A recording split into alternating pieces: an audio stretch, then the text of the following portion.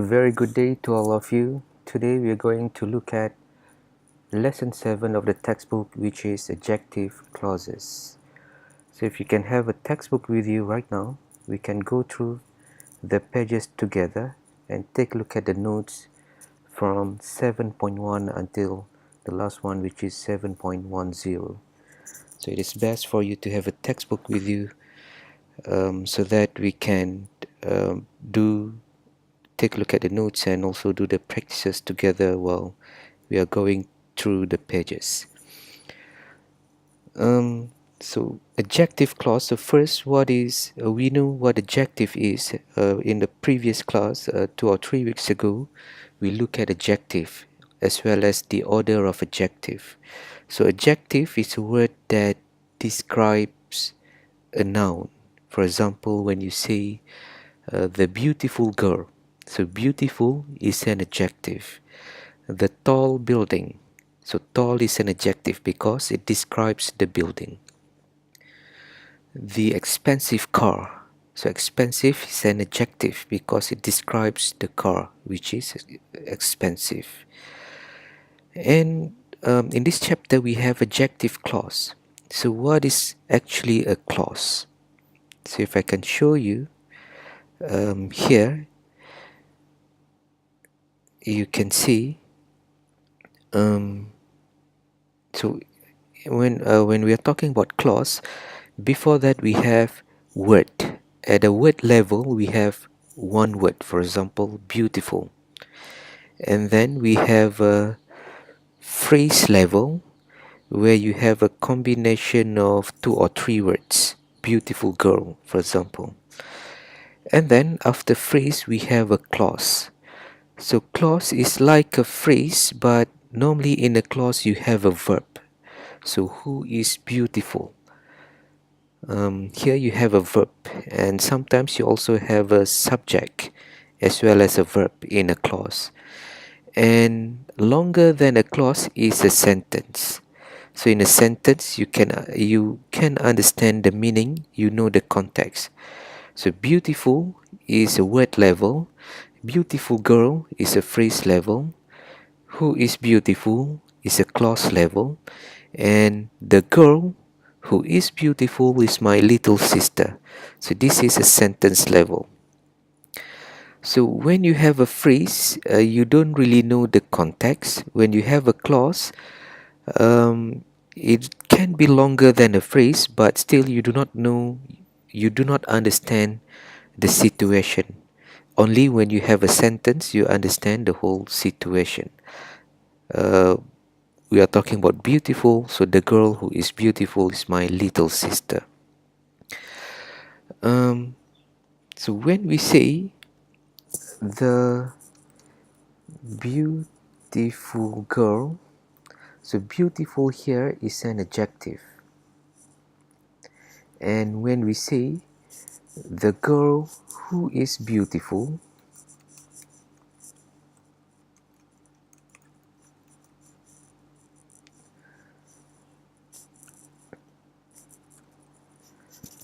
still beautiful here is an adjective because it describes the girl. So the beautiful girl, beautiful is an adjective because it describes the noun girl. And when we put beautiful, so this is beautiful before the noun and this is beautiful after the noun. So the girl who is beautiful.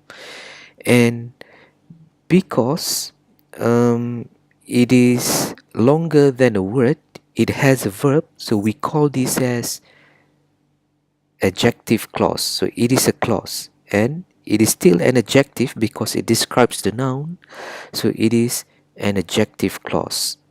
So this is what we refer to as adjective clause. So this is an adjective clause.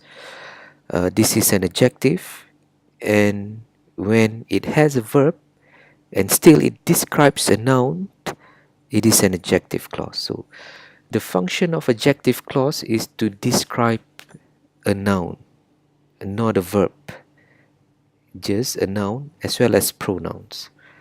So let us take a look at the notes here. I received a birthday present that I didn't like. So if you see the clause. So this is a clause. The clause in bold here, what does it describe? It describes the birthday present. So this is a noun, birthday present. And what about the birthday present? I didn't like. So you can also say I receive a hated birthday present. So something that you hate. So that is an adjective there. I receive a hated birthday present. But you can also put it in an adjective clause. I receive a birthday present that I didn't like. So still this is an adjective, but it is in a clause, and because it describes the birthday present. You have to trust sellers whom you have never met. So whom you have never met describes sellers. Sellers is a noun. Whom you have never met is an adjective clause that describes the sellers. You can also say you have to trust unknown sellers. Still, you have an adjective which is unknown sellers, unknown. But you can also put it in an adjective clause. You have to trust sellers whom you do not know or whom you have never met. So that is adjective clause. So far, do you have a brief idea of what adjective clause is? So normally when we have an adjective clause, we have this kind of words. We call these words as relative pronouns. Whom, who, that, which, whose, where, and also when. So normally when we have adjective clause, we have these kind of words. So if you see here, I receive a birthday present that I didn't like.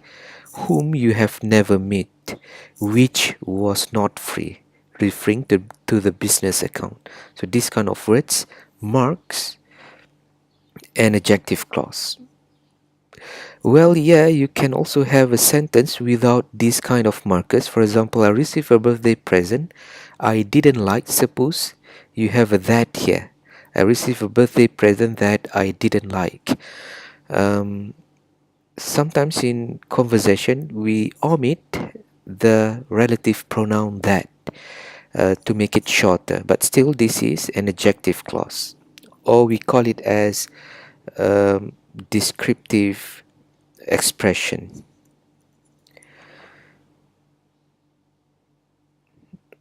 So let us take a look at the next note, which is so these, if you take a look at exercise 2, these are all adjective clauses. Amazon, which is now the largest online retailer, began by selling books. So which is now the largest online retailer is an adjective clause that describes Amazon. First, he made a list of about 20 products that could be sold online. So that could be sold online is an adjective clause that describes the product. You can also say, first he made a list of about 20 sellable products. So sellable is an adjective, but you can also make it adjective in a clause, 20 products that could be sold online. So adjective clause is like an adjective, but it is in a clause. So if you take a look at 7.2 here,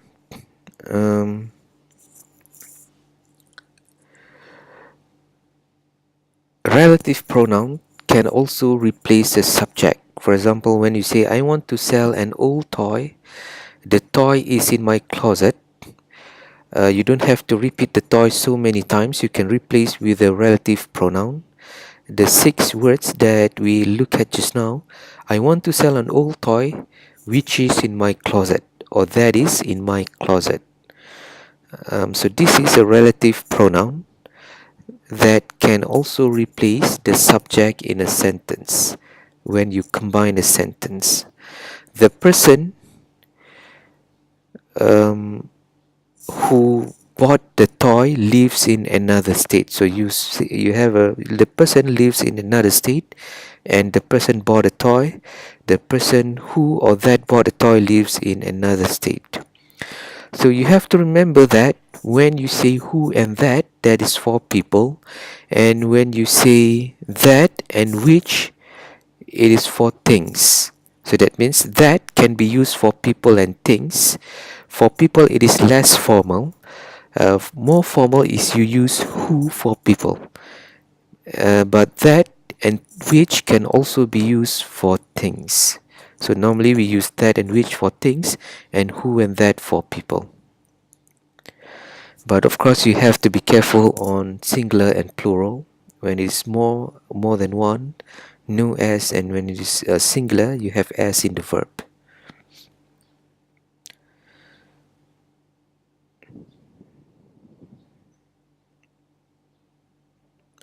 So relative pronoun can also replace an object. Just now it can replace a subject, it can also replace an object. When you say I sold the lamp, my aunt gave me the lamp, I sold the lamp which my aunt gave me. So that means the lamp here is the object of a sentence because it is in the end of a sentence. My aunt is the subject. Subject is in front of the sentence. And then you have a verb here. So relative pronoun can also replace an object in a sentence.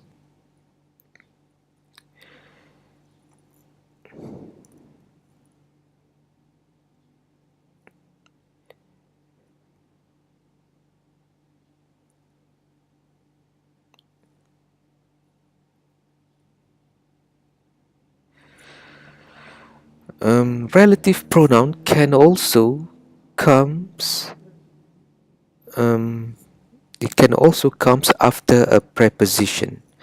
So what is a preposition? Preposition is words like to, about, with, of, on, inside, outside, above, beneath, below. So those are prepositions. For example, when you say on Monday at 2 p.m., on the table, below the table, along the route, inside the box, outside the room. So those are all prepositions. So relative pronouns, words like who, that, whom, which, when, where, can be put after a preposition. For example, when you say the person whom I sold my computer to paid me 200 ringgit. The person to whom I sold my computer paid me 200 ringgit. So that means you can put the sentence, change the structure of sentence by putting the preposition before the relative pronoun. The person to whom I sold my computer instead of the person whom I sold my computer to. So this is nothing much, simple thing to understand. So the same goes to here. The money that Bezos started his business with came from his parents. The money with which Bezos started his business came from his parents. So with is a preposition. It can come before a relative pronoun. So here are some practices that you can see. There are several travel websites in which I am interested. There are several travel websites I am interested in. So here you have so this is the adjective clause. There are several travel websites in which I am interested. So this is the adjective clause that describes the websites. You can also say there are several interesting travel websites, but you put in a clause, it says there are several travel websites in which I am interested. So this is a preposition. You can also put the preposition in the end of the sentence like this. There are several travel websites I am interested in. Or there are several travel websites which I am interested in. So the relative pronoun is omitted here.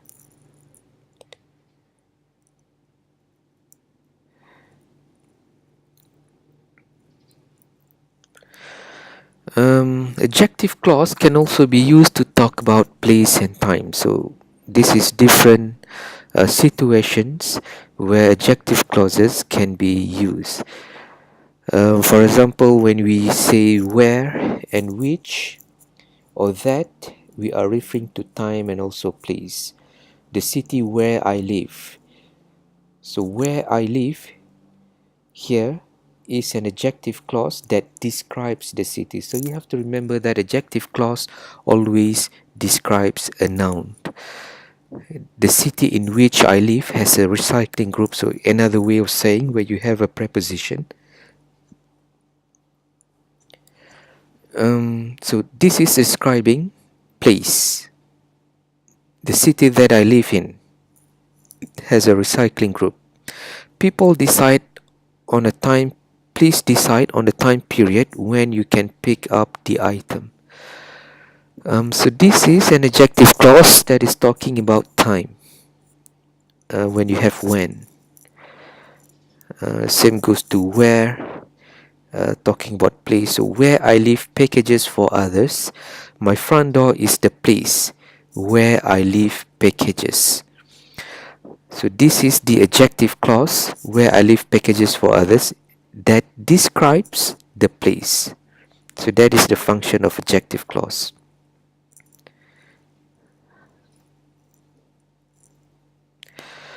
Whose in adjective clause?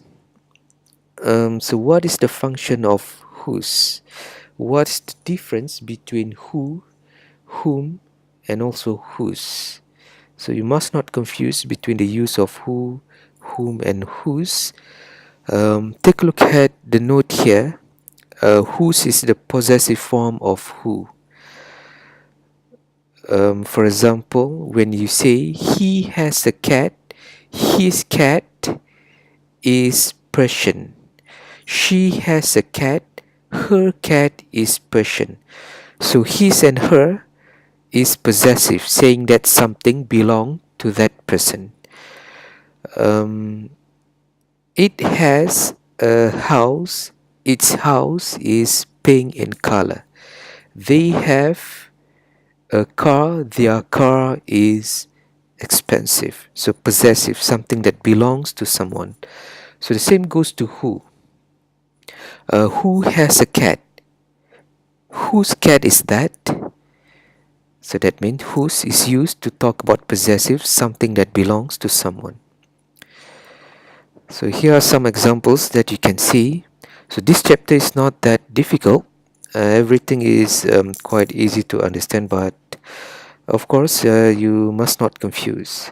And you have to remember that adjective clause describe a noun. For example, Free Cycle is online community whose members help each other. So this is an adjective clause because it describes the noun. You can also say Free Cycle is online helping community. Yes, that is correct, but you can also put in an adjective clause.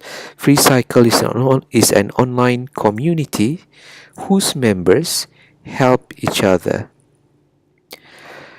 So this is an adjective clause. Another sentence, for example, that is the boy whose wallet was stolen. So whose wallet was stolen describes the boy.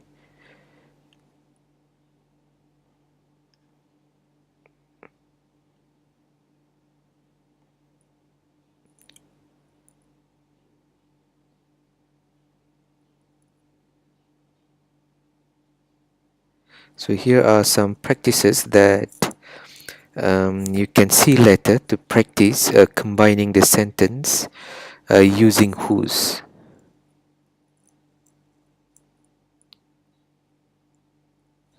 For example, my basement was flooded. I need new furniture. A person whose basement was flooded needs new furniture. A person whose radio is broken needs a new one.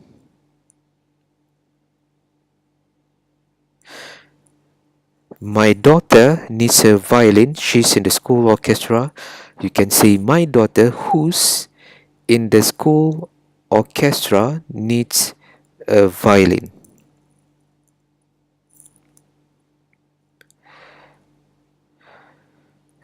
So this one is nothing much. Adjective clause after indefinite pronouns. So indefinite pronouns are words like someone, something, everyone, everything, no one, nothing, and anything. So those are indefinite pronouns.